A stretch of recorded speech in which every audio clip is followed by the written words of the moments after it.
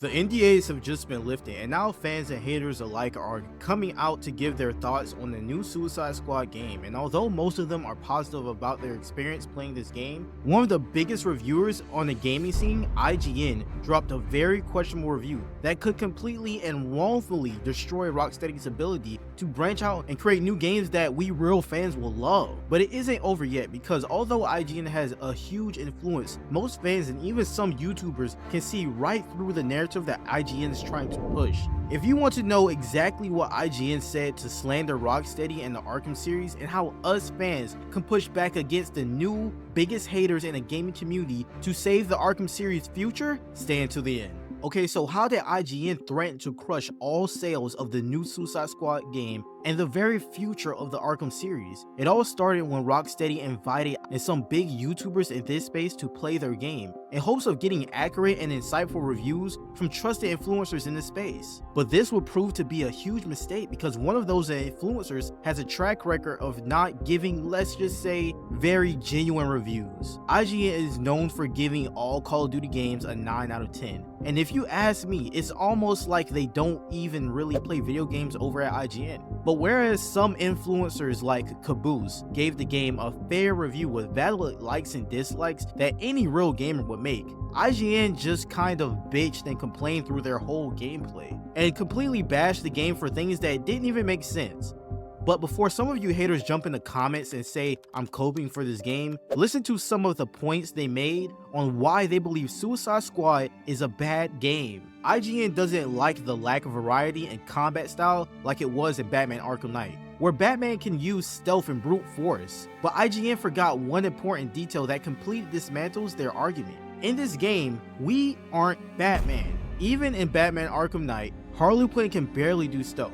And why would we want that out of the Suicide Squad anyway, when they aren't even known for being stealthy? Come on now, let's use our heads. But the BS doesn't stop there, because they then in the same breath say, oh yeah, but the takedowns were very satisfying and had great depth when it came to making a build for yourself. And directly after saying that, they say, oh, but you can't enjoy it because of the overlapping dialogue and annoying quip. It's kind of laughable, because they insulted the combat, then said it was satisfying, and then said it was bad because of overlapping dialogue. It's like an insult sandwich. But that's not all. They've also complained about being knocked out of animations for no reason, when anyone with eyes can see they clearly ran into something.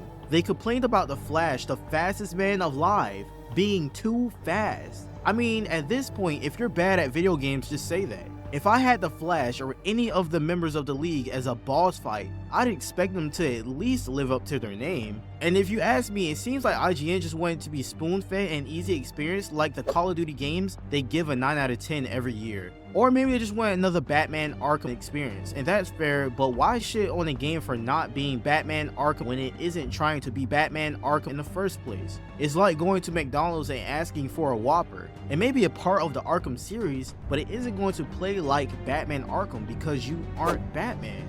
But who would trust IGN anyway? Like I said earlier, they are known for giving questionable reviews on games, and anyone with a brain cell wouldn't trust them, right? Wrong, because there's a trend I've noticed online of everyone hating on anything and everything without even experiencing said thing. It's almost become the cool internet popular thing to do when it comes to hating on something. Sometimes that hate can mutate and make people send death threats, and even in some sad cases cause people to commit. I'm not saying that IGN is causing people to commit in no way, but what I am saying is that they are falling into the trend of cool internet hate with this phony ass review they gave. Because they have a huge audience, would-be fans of this game and Rocksteady are turning their backs on games they would love because of manufactured hate by IGN and other dumb internet haters, who I will say again, most of have not even played the game. And if you ask me, I knew their review was full of it when they said at least they brought back a fun activity like Riddler trophies.